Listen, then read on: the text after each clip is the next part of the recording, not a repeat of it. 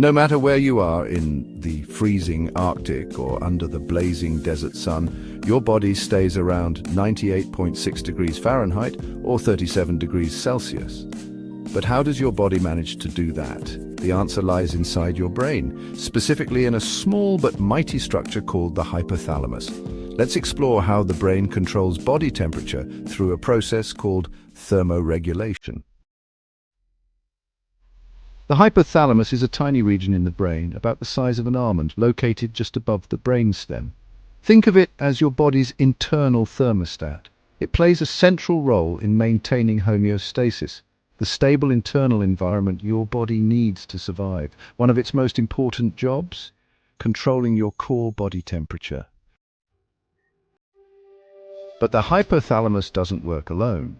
Your body is equipped with thermoreceptors, special nerve cells located in the skin, spinal cord, organs, and even deep in your brain. These receptors constantly monitor the temperature around and inside you. They send this information to the hypothalamus through the nervous system, like messages traveling along wires. Once the hypothalamus receives this information, it decides, is the body temperature too high, too low, or just right? Then, based on what's needed, it sends out instructions to adjust the temperature, either to produce more heat or to lose it. Let's look at what happens in both cases.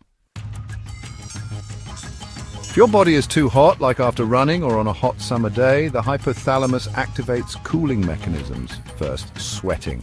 Sweat glands are activated to release moisture on your skin. As the sweat evaporates, it takes heat away, cooling your body down. Next, vasodilation. Blood vessels near the skin widen. This allows more warm blood to flow close to the surface, releasing heat into the air. Lastly, reduced heat production. Your body slows down its metabolic processes to generate less internal heat. If your body is too cold, the hypothalamus shifts into warming mode. First, shivering muscles start to contract rapidly. This movement generates heat, like a tiny internal workout. Second, vasoconstriction. Blood vessels narrow, reducing blood flow near the skin. This keeps warm blood closer to vital organs.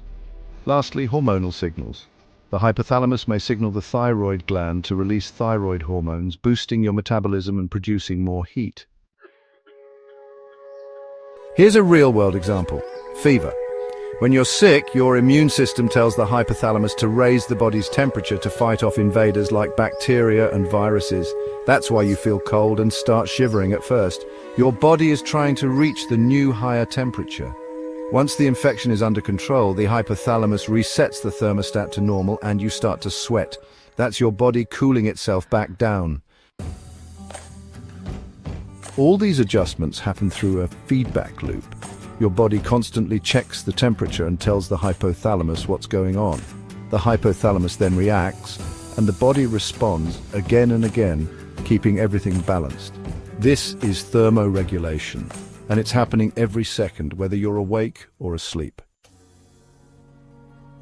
So let's recap how the brain controls body temperature. The hypothalamus is your body's thermostat. It receives temperature data from receptors throughout the body.